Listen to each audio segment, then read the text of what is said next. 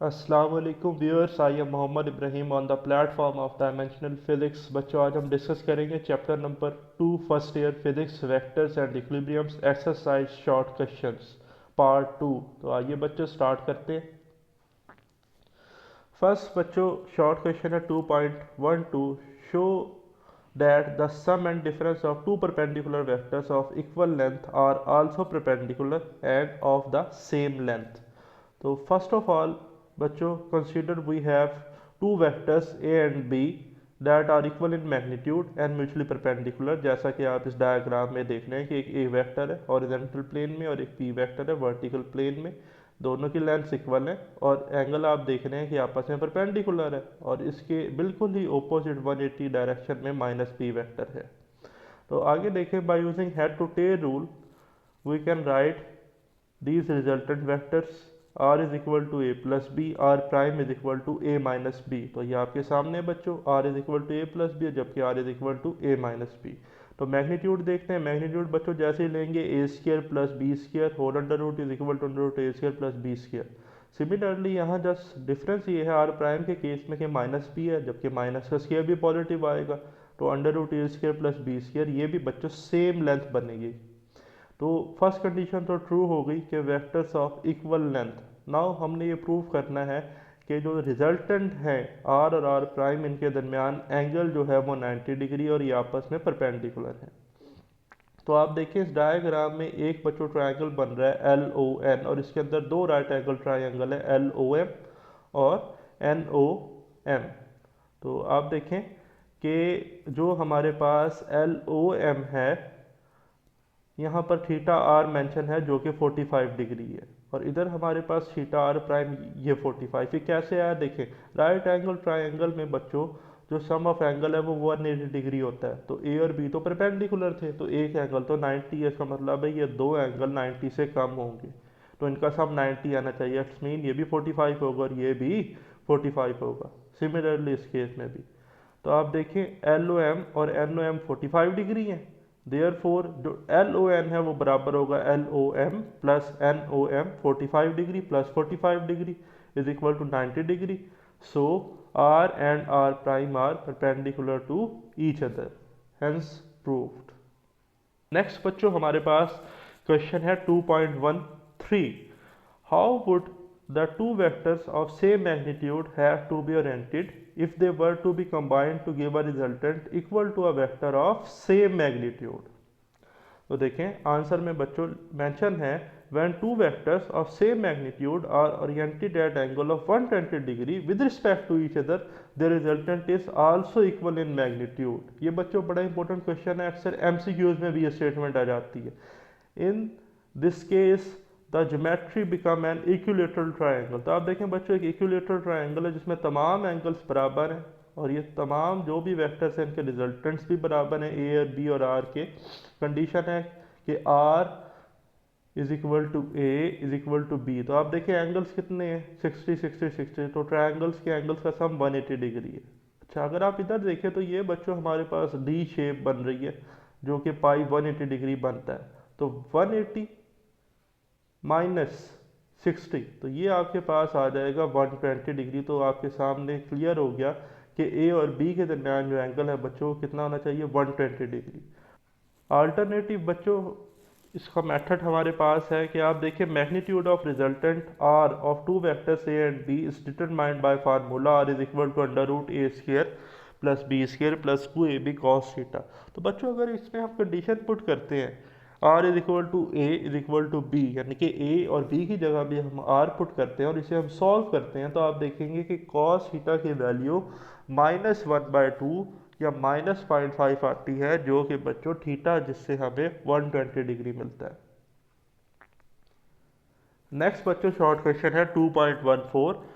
The two vectors to be combined have magnitude 60 Newton and 35 Newton।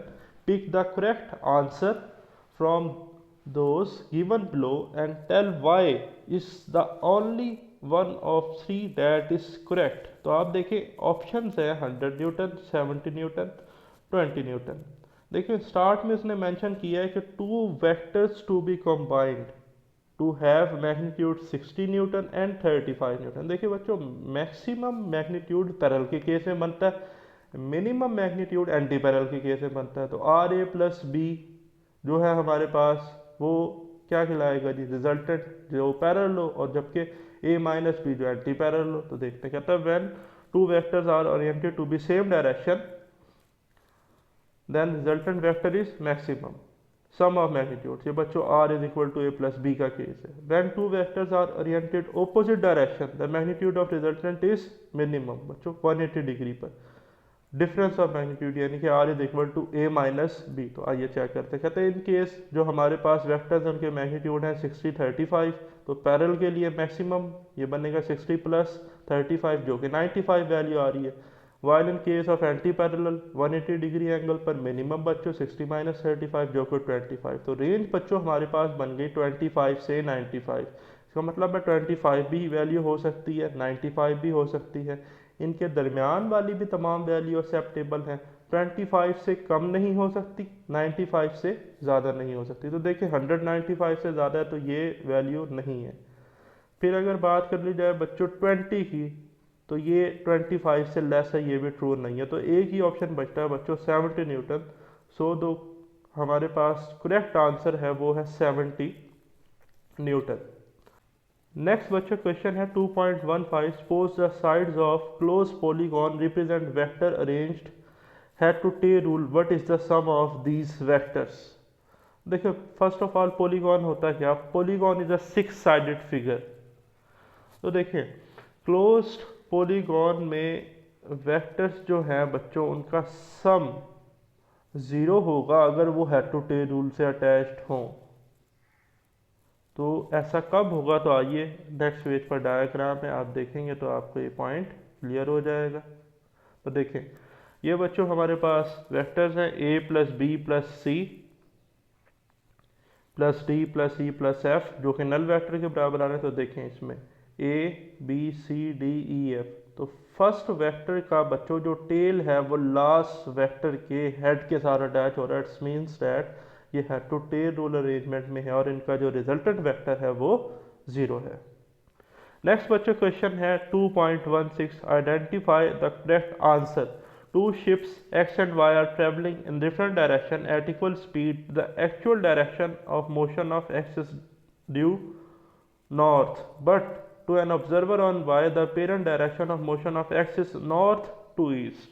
The actual direction of motion of y as observed from the shore will be a east, b west, c south, east, d south west। जबकि second बच्चों हमारे पास है a horizontal force F is applied to a small object P of mass m at rest on a smooth plane inclined at angle theta to a horizontal as shown in figure. The magnitude of resultant force acting up and along the surface of plane on the object is। तो ये कुछ options हैं, तो one by one बच्चों इन्हें solve करेंगे with the help of diagram. तो आइए देखते हैं। सबसे पहले तो बच्चों आप देखें फर्स्ट का ऑप्शन वेस्ट मेंशन है। अब ये जो वेस्ट है ये कैसे आया, तो इसके लिए आपको ये डायग्राम जो है ये आपको क्लियर होनी चाहिए। तो इस डायग्राम में देखें बच्चों सबसे पहले तो आपके सामने ओ ए पर वी एक्स लिखा हुआ है, ये आप देख रहे हैं वी एक्स। ये वी एक्स क्या बच्चों, वेलोसिटी ऑफ शिप एक्स, जबकि ये जो वी वाई है ये है वेलोसिटी ऑफ शिप वाई। तो अगर आप देखें तो ये दो वेक्टर है और ये इनका रिजल्टेंट वेक्टर बन रहा है बच्चों V X minus V Y. ये है velocity of ship X relative to ship Y. तो अगर आप इस केस में देखें तो हमारे पास जो कंडीशन बन रही है A B is equal to O B, तो इसमें O B is the resultant. तो आप देखें ओ ए जो हमारे पास है बच्चों वो हमारे पास है V X plus A B क्या है V Y. It's mean V X plus A B is equal to V X minus V Y. तो आप देखेंगे वी एक्स से कैंसिल हो जाएगा, तो ए बी जो है बच्चों वो हमारे पास माइनस वी वाई आएगा। अब ए बी की डायरेक्शन जो है वो तो है ईस्ट की तरफ, तो माइनस ए बी यानी कि माइनस वी वाई की डायरेक्शन क्या बनेगी, वो बनेगी वेस्ट की तरफ। तो डेट्स वाई इसका आंसर जो है वो वेस्ट है। अब आप आ जाए सेकंड केस पे। सेकंड में बच्चों आंसर है F cos theta minus M G sine theta. अब आप देखें सबसे पहले तो ये एक इंक्लाइन प्लेन है, इसके ऊपर बच्चों सपोज कर लें ये वो पॉइंट था जिसका मैस एम था, तो इसके ऊपर फोर्स लग रही है एफ और इसका वेट ये एम जी डाउनवर्ड है। तो सबसे पहले वेट को रिजॉल्व करते हैं। इसके इफेक्टिव कंपोनेंट में तो आप देखेंगे ये इसका हॉरिजॉन्टल कंपोनेंट है एम जी कॉस थीटा और ये इसका वर्टिकल कंपोनेंट है एम जी साइन थीटा।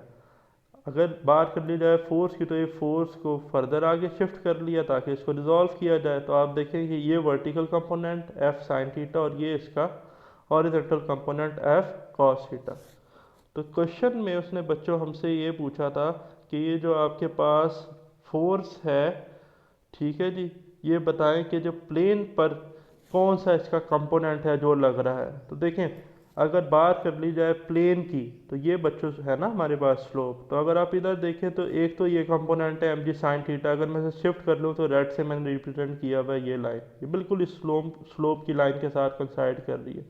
और अगर फोर्स के इफेक्टिव कंपोनेंट की बात की जाए तो एफ कॉस थीटा। तो ये लाइन जो है इससे आपको क्लियर हो गया कि एक M G sine theta effective component है जो वेट की वजह से आया और एक एफ कॉस थीटा जो कि फोर्स की वजह से, बट इनकी डायरेक्शंस क्या है ऑपोजिट। तो अगर एफ कॉस थीटा पॉजिटिव है तो M G sine theta negative होगा। तो that's why F cos theta minus M G sine theta is the right answer. Next बच्चों शॉर्ट क्वेश्चन हमारे पास है 2.17 if all the components of a vector a1 and a2 were reversed how would this alter a1 cross a2। देखिए अगर वो कहता है बच्चों एक वेक्टर a1 और a2 के कंपोनेंट्स को रिवर्स कर दिया जाए तो उनके क्रॉस प्रोडक्ट पर कोई इफेक्ट होगा या नहीं होगा। तो आंसर में देखें बच्चों मेंशन है if all the components of vector a1 and a2 are reverse there would be no effect on a1 cross a2। वजह क्या है बच्चों?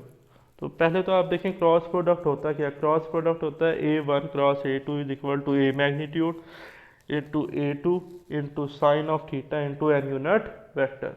नेक्स्ट पेज पर बच्चों अगर आप देखें after reversing all component of a1 and a2 we evaluate vector product. हाँ जी, अब कैसे लिखा जाएगा तो देखें माइनस हो गया ना बच्चों, तो इधर इसने मैग्नीट्यूड में भी क्या प्लेस कर दिया माइनस। तो आप देखेंगे कि जो माइनस माइनस से मल्टीप्लाई होकर दोबारा आंसर क्या आ रहा है पॉजिटिव, तो ये तो दोबारा a1 क्रॉस a2 आ रहा है। अच्छा सेकंड आप इसे ज़रा डिटर्मिनेंट से भी चेक करके देखते हैं। We can also prove by using it determinant. तो देखें minus a1 cross minus a2 का बच्चों डिटर्मिनेंट लिया है आई जे के unit vector minus a1 x minus a1 y minus a1 z minus a2 x minus a2 y minus a2 z। अब इसने अब यहाँ पर बच्चों डिटर्मिनेंट्स के रूल्स जो हैं वो अप्लाई किए हैं। देखें जो रोज है ना सेकंड रो और थर्ड रो यहाँ से माइनस वन कॉमन ले लिया, जबकि minus one multiply minus one plus one होता है। तो ये दोबारा हमारे पास डिटर्मिनेंट बन गया a1 क्रॉस a2 का। इट्स मीन्स कि वेक्टर के कंपोनेंट्स का साइन रिवर्स करने से उनके क्रॉस प्रोडक्ट पर कोई इफेक्ट नहीं पड़ता।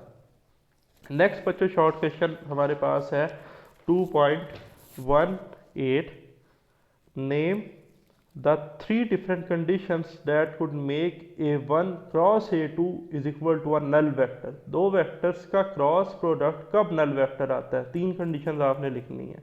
बहुत इंपॉर्टेंट शॉर्ट क्वेश्चन है। तो देखें फर्स्ट ऑफ ऑल बच्चों a1 is a null vector, a1 क्या हो a1 नल वेक्टर हो। सेकंड आप देख रहे हैं इधर मेंशन है कि a2 is a null vector, या तो a2 नल वेक्टर हो।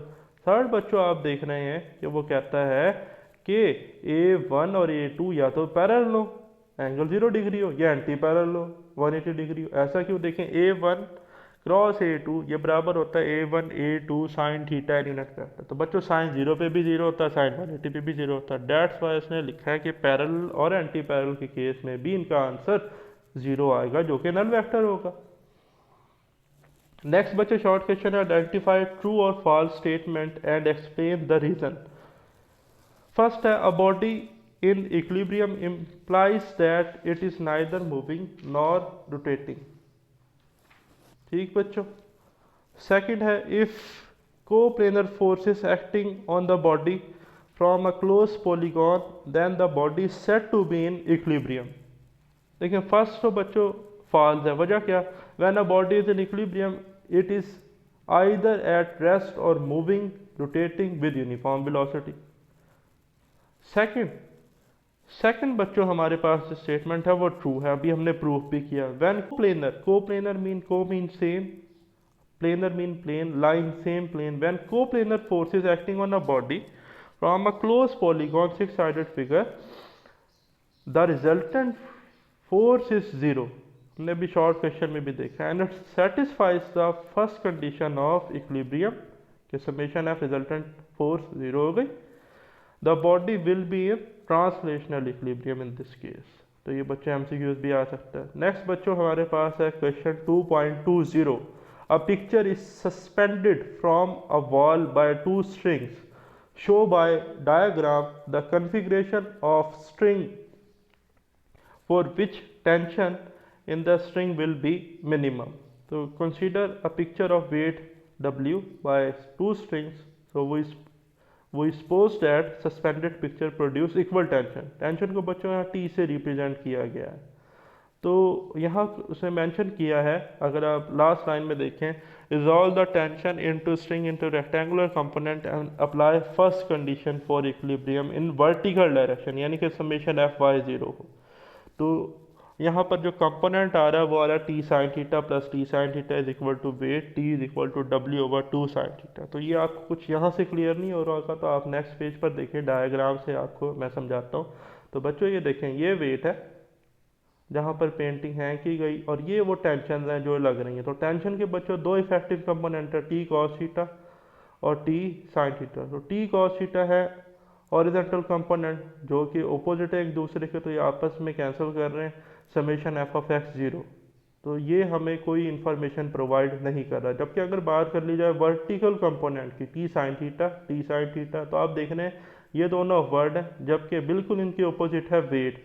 तो इसके अकॉर्डिंग हम लिख सकते हैं T sine theta plus T sine theta is equal to weight, जैसा कि अभी मैंने आपको इधर दिखाया, ये आप लास्ट में देख रहे हैं, T sine theta plus T sine theta is equal to weight, T is equal to weight over two sine theta. जी तो बच्चों आप देख रहे हैं कि टेंशन जो है वो मिनिमम कब होगी, जब साइन थीटा मैक्सिमम हो, और आपको पता है कि साइन जो है वो 90 पर 1 होता है। तो अभी जो फार्मूला लिखा था T is equal to W over two sine theta, तो 90 पर 1, तो ये वैल्यू मिनिमम हो गई बिकॉज क्योंकि साइन 90 पर मैक्सिमम है। तो ये बच्चों कंडीशन है हमारे पास। नेक्स्ट क्वेश्चन है बच्चों 2.21, can a body rotate about its centre of gravity under the action of its weight? No, a body cannot rotate about its center of gravity under the action of its weights because torque is zero. The moment are in this case is zero as the line of action of force weight pass through the pivot point. Pivot point बच्चों axis of rotation जो कि यहाँ centre of gravity है, और centre of gravity is the point where whole weight of a body acts vertically downward. तो इस case में moment arm zero है, तो टॉर्क का तो फार्मूला होता है बच्चों moment arm multiply by force. अगर मोमेंट आर्म ही जीरो है तो जीरो मल्टीप्लाई बाय फोर्स वो जीरो आएगा। तो डेट्स वाई इस केस में टॉर्क बच्चों क्या होती है, zero. Thanks for watching this video, stay blessed, keep smiling, आमीन।